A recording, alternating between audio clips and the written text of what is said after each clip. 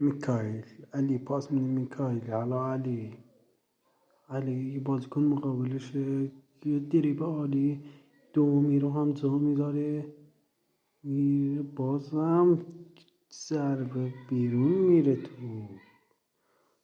سه ناراحته.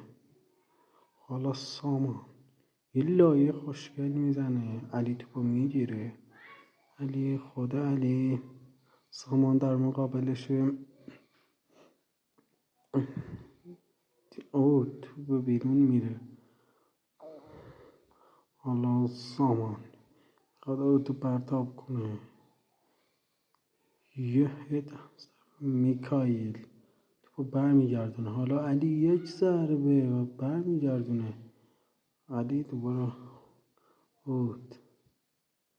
حالا سامان علی توپو میگیره. سامان دوباره مقابلشه، یه پاس عالی و تو بیرون میره. کورنر میشه. علی هرچی سعی داره گل بزنه نمیتونه.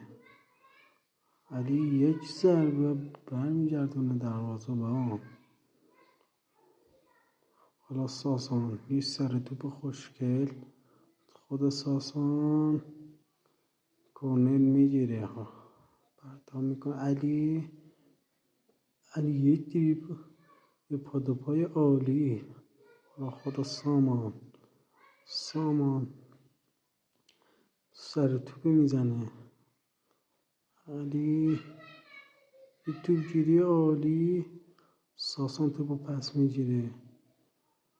پاس پشت با یه ضربه کاتدار سامان که بیرون رفت.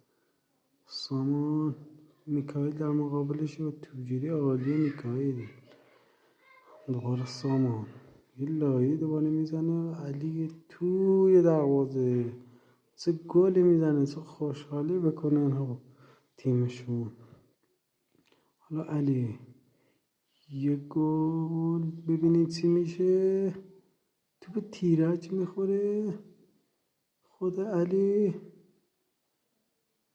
چیکار میکنه، همه رو جا میزنه. علی پاس میده محمد.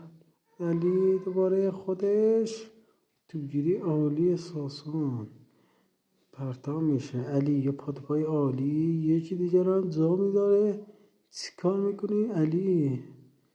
و یک ضربه لایی توی دروازه.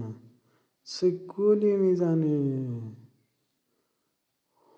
حالا دوباره خود علی یه دریبل فوق‌العاده دومی رو انجام میذاره. سومی میگیره دروازه‌بان. ساسان پا به تو حرکت میکنه. ساسان دروازه‌بان برخورد میکنه. علی توپو میگیره. خود علی یه پا تو